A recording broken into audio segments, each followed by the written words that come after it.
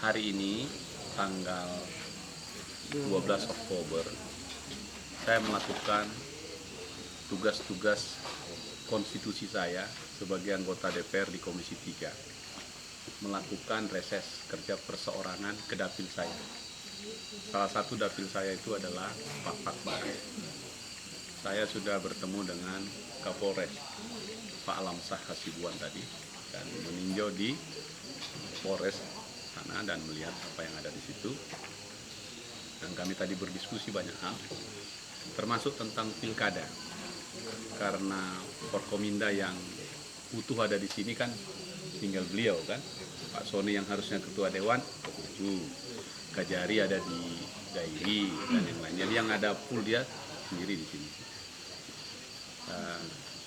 Saya ingin tadi saya meminta kepada beliau agar Kepolisian Resort Pak Barat menjalankan tugasnya menurut undang-undang sebagai wasit, sebagai yang mengatur atau menjaga agar pesta demokrasi ini tetap berjalan baik sesuai dengan aturan.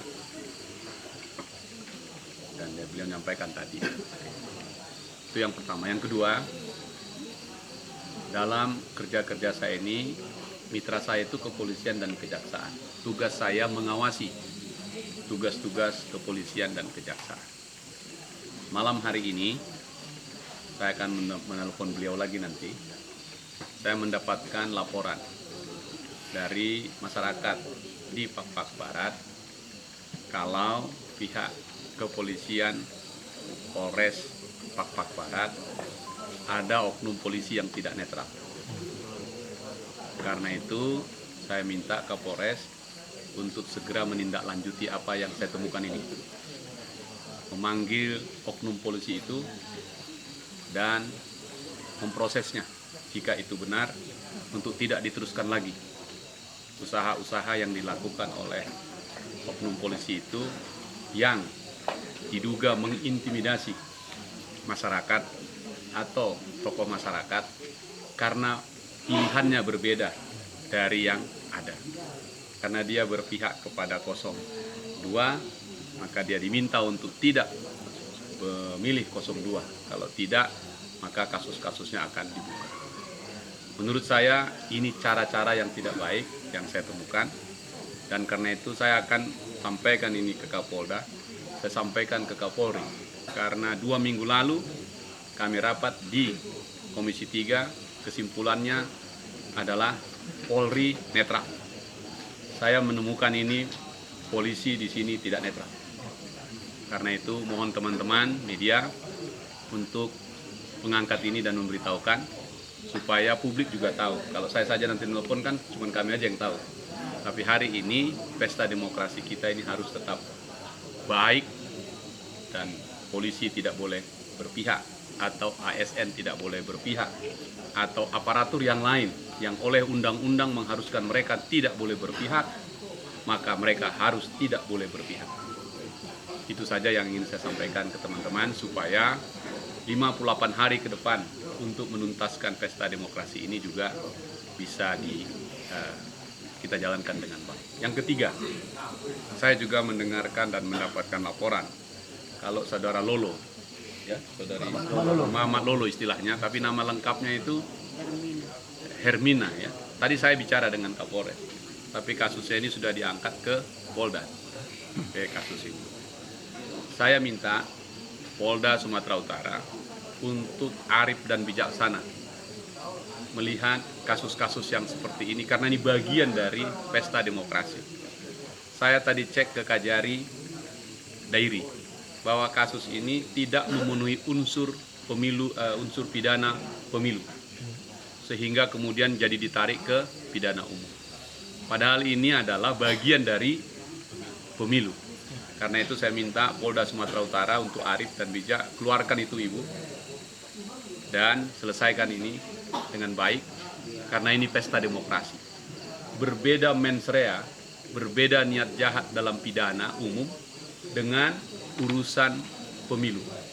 Karena memang pemilu itu ya begitu, ada suasana yang memang mengharuskan seperti itu. Tapi niatnya, niat jahatnya itu tidak terpenuhi. Sama dengan tadi disebutkan dalam temuan Gakumdunya itu tidak dipenuhi unsur pemilu pidana pemilu. Karena itu saya minta teman-teman Polda Sumatera Utara, Arif, dan segera selesaikan itu. Dan kalaupun ada yang terluka karena ucapannya, mari masyarakat saya himbau saling memaafkan. Karena ini pesta kita bersama. Nanti selesai 9 Desember, kan Pak Barat ini milik kita juga semua. Siapapun nanti yang terpilih, itulah pemimpin kita. Karena itu, sekali lagi sudah ditangani kepolisian daerah Sumatera Utara, Pidum, untuk segera memfollow up ini dan melihatnya secara arif. Diselesaikan dengan baik-baik. Tidak semuanya harus dengan hukum positif, dengan kriminal. Kalau sudah pakai pidana umum itu kriminal. Ini tidak masuk dalam kategori yang saya sebut kriminal, layaknya secara umum kita pahami kriminal. Saya kira itu teman-teman. Saya nanti akan mengontak dan menelpon Direktur Pidana Umum Polda Sumatera Utara yang menangani kasus ini. Saya juga akan meminta dan bertemu dengan PLH Kajati Sumatera Utara. Karena kasus-kasus seperti ini tidak layak untuk diteruskan. Sebab jika tidak, penuh penjara nanti semua tentang ini. Dan karena itu Kejaksaan Agung telah mengeluarkan Peraturan Jaksa Agung nomor 15 tahun 2020 tentang penghentian penuntutan berdasarkan keadilan restoratif. Saya yang mengusulkan itu dan dipenuhi karena dulu kasus kakek Samirin di Simalungun.